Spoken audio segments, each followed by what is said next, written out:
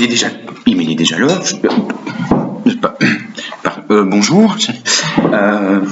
Voilà, j'avais pas vu l'heure et c'est le changement d'heure, ça. C'est l'heure d'été. Moi, je suis un peu perdu. J'ai pas mis mon réveil. J'avais changé les autres horloges, les montres, etc. Mais mon réveil, j'avais pas changé. Donc, j'ai pas du tout fait attention ce matin. Mais ouais, bon, ben, on va s'y mettre alors. Ouais, désolé. J'espère que vos heures sont à jour. Que vous avez bien changé toutes les heures. Et alors, je crois qu'à partir de demain, je vais remettre mon réveil, le faire sonner. D'abord le mettre à l'heure et puis le faire sonner pour garder quand même une vie un peu normale. Parce que là, je buvais mon café à mon aise et je vous avais un peu oublié. Donc, ouf, je suis arrivé à l'heure. Tant mieux. D'autant plus qu'on a plein de choses à faire. Hein. Attention. Donc, première chose, les défis. J'espère que vous avez trouvé des 45 tours ou des 33 tours ou en tout cas des informations sur Internet. D'ailleurs, ce serait intéressant que quand on se retrouve à l'école, donc en avril, en mai, on verra, ce serait bien que vous ameniez les disques, les vinyles si c'est possible. Comme ça, d'une part, on voit ce que c'est, puis on voit un peu ce que vous avez choisi comme musique. Et on pourrait se l'écouter, d'ailleurs. Alors, je n'ai plus de tourne-disque, hein, donc c'était l'appareil qui permettait d'écouter ces disques vinyles. Mais bon, avec le Wi-Fi sur les plateformes Deezer, Spotify, etc., on peut retrouver ça. Ce serait amusant de s'écouter comme ça pendant quelques jours les différentes musiques des 45 tours et 33 tours que vous avez trouvées chez vous, chez vos parents, chez vos grands-parents ou autres. Alors, on va commencer par le CD comme pack disque. Je rappelle le diamètre, j'annonce que c'est 12 cm. Alors, comment ça fonctionne? D'une part, il y avait le périmètre. Je fais un rappel là pour la formule, c'est 2πr. Donc, je vais chaque fois utiliser la même formule, hein, même si on peut parfois utiliser le diamètre et tout, mais c'est le même principe évidemment. Donc 2 fois 6 cm, ça fait bien le diamètre, fois 3/14. Et on arrive à cette réponse-là, 37 cm et 68 mm. Pour la surface, hop, donc on réutilise le rayon. Je rappelle la formule, c'est πr carré. Et donc c'est 1 cm² fois 3/14 fois 6 fois 6, le rayon fois le rayon. J'aurais pu mettre 6 cm fois 6 cm, hein. C'est le même principe. De nouveau, j'utilise chaque fois la même façon de faire, mais vous auriez pu mettre 3/14 fois 6 cm fois 6 cm. Ça nous donne 113 cm². Attention, c'est une mesure de surface. Et je crois que c'est 4, ça, c'est ça? Oui, et 4 mm². Oui, même s'il y a deux chiffres derrière. C'est un système centésimal, c'est normal. On passe au vinyle 45 tours. Bon, j'ai pris le vinyle le plus habituel. Hein. Si vous regardez sur les sites, il y a différents types de 45 tours, des 45 tours maxi et tout, mais la règle générale des 45 tours, c'est un diamètre, ça se calcule en diamètre, de 17 cm. Donc, 2 fois 3/14 fois 8,5, ça nous donne 53 cm et 38 dixièmes de millimètre. J'ai fait une erreur ici, hein. C'est pas 68 mm, hein, c'est 68 dixièmes de millimètre. 3 mm et 8 dixièmes de millimètre. Et puis ici en dessous, toujours 3/14, le cm², on va utiliser puisque c'est une mesure de surface. Et on utilise le rayon qu'on multiplie par le rayon, 8,5 fois 8,5 et puis fois 3/14. Et ça nous donne ce qui est noté ici, 226, c'est ça? 226 cm², 865 millièmes, donc en fait on peut dire 8650 dixièmes de millimètre carré. Ça va? Ça c'est tout petit, hein, c'est pas très intéressant. On tourne autour de 226 cm², mais au moins comme ça on est précis. Et je termine avec le vinyle 33 tours, l'habituel, le classique, qui a un diamètre de 30 cm.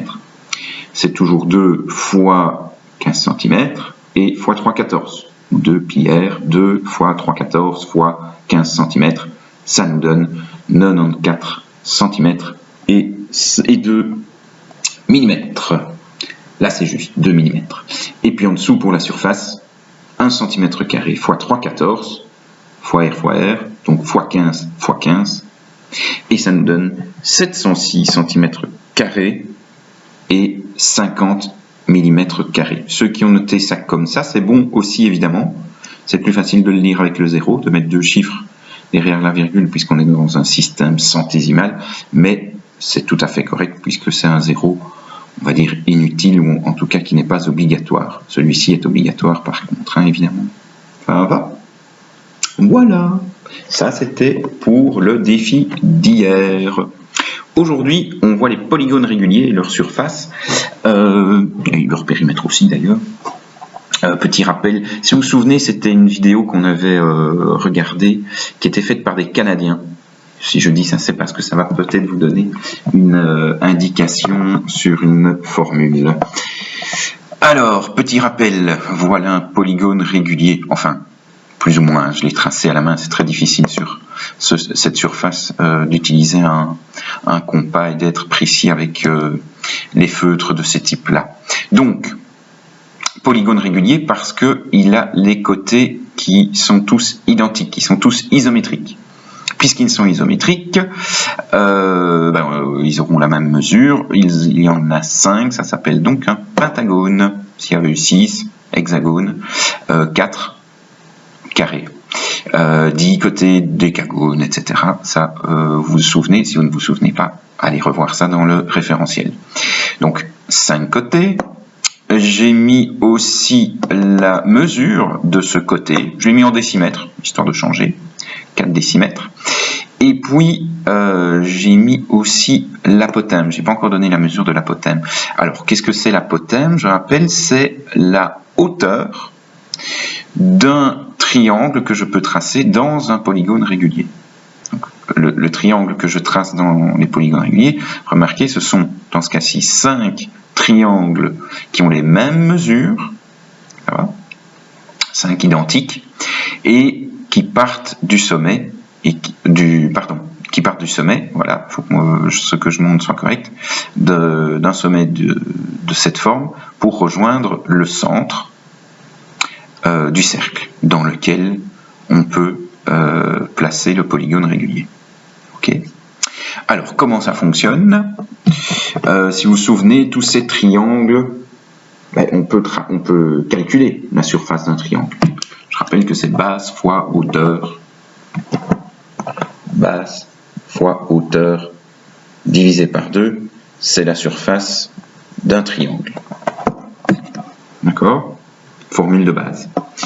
Et bien la base, en fait, c'est notre mesure de côté, ça je l'ai déjà donné. 4 décimètres. Okay. La hauteur, c'est l'apothème. Donc, on va lui donner une mesure de 3 décimètres. Et donc, on va faire 4 décimètres fois 3 décimètres. On divise par 2. Ça nous donne 4 fois 3, 12, divisé par 2, 6 décimètres carrés. Donc, quand je dis 6 décimètres carrés, pour que ce soit clair, c'est ça en fait. C'est un triangle. Avec le 4 décimètres de côté et l'apothème de 3 décimètres dans notre cas. Ça va? Et j'ai combien de triangles comme ceci? J'en ai 5. Donc, pour trouver l'aire du polygone, je prends la surface du triangle, du petit triangle, que je multiplie par le nombre de côtés, dans ce cas-ci, par 5. Ça nous donne donc 6 décimètres carrés, surface d'un triangle, fois 5. Et ça donne donc 30 décimètres carrés. Donc là, pour une fois, j'ai fonctionné dans l'autre sens, j'ai fonctionné à travers un exemple. À partir de cet exemple, je peux en déduire une formule. La formule, c'est donc la base. La base, c'est la mesure du côté. On va appeler ça C. La hauteur, la hauteur, on va appeler ça l'apothème dans ce cas-ci. Et on va multiplier par le nombre de triangles, ce qui est en fait le nombre de côtés. On va appeler ça n. Et je ne dois pas oublier de diviser par 2, puisque on était parti à la base sur la surface du triangle qui est base fois hauteur divisé par 2. Donc, je divise par 2.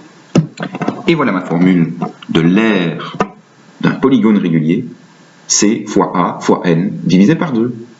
C'est-à-dire Can divisé par 2. Canada. Hein, vous voyez un peu le lien. Oui, bon, je sais, mais c'est un petit moyen mnémotechnique, ça peut toujours servir pour retenir plus facilement. Donc, R d'un polygone régulier, hein. Attention, parce que si c'est un polygone qui n'est pas régulier, il faut faire autrement, il faut découper la forme pour retrouver des surfaces dont on connaît la formule d'R. Ça va? Can divisé par 2, c'est l'aire du polygone régulier. Tiens, si on avait voulu calculer le périmètre, ben, le périmètre d'un polygone régulier, ça c'est plus facile. Périmètre d'un polygone régulier, j'ai besoin, c'est un contour le périmètre, donc le contour ici, ben, c'est faire ceci, d'accord? Donc j'ai besoin de la mesure d'un côté, 4 décimètres, que je multiplie par le nombre de côtés, puisqu'ils sont tous réguliers, facile, fois 5, 4 décimètres fois 5, oh ben, ça fait 20 décimètres, facile. Hop. Donc, pour le périmètre, la mesure du côté fois le nombre de côtés, tiens, c'est un peu ce qu'on retrouve là, la mesure du côté fois le nombre de côtés, ça donne 20 décimètres. Bah donc en fait, la formule ici, j'aurais même pu faire périmètre fois apothéme divisé par 2, j'aurais trouvé la surface du polygone régulier aussi. Donc à partir du périmètre, je peux aussi trouver la surface du polygone régulier. Enfin, j'ai besoin de l'apothéme pour ça. Hein. D'accord? Voilà, petit rappel, j'espère que vous avez ça en tête. Si ça a été un peu vite, il y a toujours la vidéo qui existe et vous pouvez toujours me le rappeler quand on retournera en classe, si ça pose encore des difficultés. Pour demain, alors ça va être un peu particulier, donc on commence un nouveau mois, très bien mon réveil, mais comme c'est un nouveau mois aussi, je vais faire un petite chose un peu particulière, vous aurez la possibilité de chatter instantanément. J'ai vu qu'il y avait moyen de mettre la vidéo en instantané et vous permettre de faire des commentaires sur le côté. Alors attention, c'est un chat, c'est un réseau social, donc il y a quelques règles à respecter, on n'insulte pas, on n'apostrophe pas, on ne fait pas des remarques déplacées et tout, on reste évidemment correct comme dans la vie de tous les jours. C'est ça qui fait qu'on vit en communauté. Ça va, donc ça c'est pour demain. J'ai pas encore donné de défi aujourd'hui. Eh ben non, parce que j'avais envie de donner un petit défi un peu particulier. Vous verrez dans la description de la vidéo, il y aura un lien vers un site sur YouTube où on apprend à dessiner Spirou. Hein, j'ai vu que vous étiez amateur du magazine Spirou, hein, merci Louis, qui nous les a apportés en classe. Et puis, je vais vous demander d'essayer de dessiner la tête de Spirou. On a déjà fait des portraits, donc normalement ça ne devrait pas poser trop de problèmes. Et vous les amènerez en classe à notre retour, donc à l'école. Et puis on verra et on votera pour le plus beau Spirou, le Spirou qui est le plus ressemblant. Après, vous pouvez évidemment aussi faire des Spirou peut-être beaucoup plus personnalisés. Un Spirou qui vous ressemble ou qui est original, pourquoi pas. Ce sera ça votre défi d'aujourd'hui. Donc essayez de dessiner Spirou et l'amener dans quelques semaines, on va dire, quand on retournera à l'école. Merci à vous, on se retrouve demain. Aujourd'hui c'était le 31 mars, donc demain, nouveau mois, on poursuit l'aventure. Salut à vous!